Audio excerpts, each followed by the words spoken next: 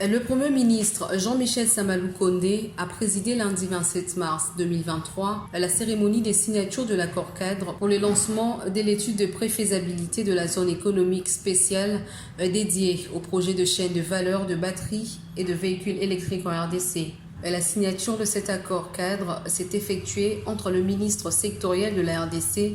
notamment le ministre de Finances, celui de l'Industrie et le ministre zambien du Commerce et des partenaires financiers en présence du corps diplomatique et quelques membres du gouvernement. Après avoir suivi à tour de rôle les discours de différents intervenants dans ces projets, Samalou Kondé a salué à sa juste valeur cet important projet qui s'inscrit dans la vision de développement portée par les deux chefs d'État, en l'occurrence le président Félix Tshisekedi et son homologue de la Zambie, Hakainde Hichilema.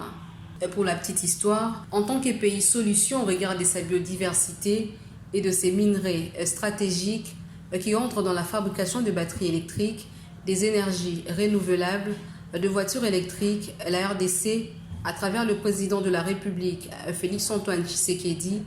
s'est donné comme ambition de développer une chaîne des valeurs régionales autour de l'industrie des batteries électriques et de véhicules électriques. Le processus de mise en œuvre de la dite chaîne a été déclenché et se poursuit depuis l'organisation de DRC Africa Business Forum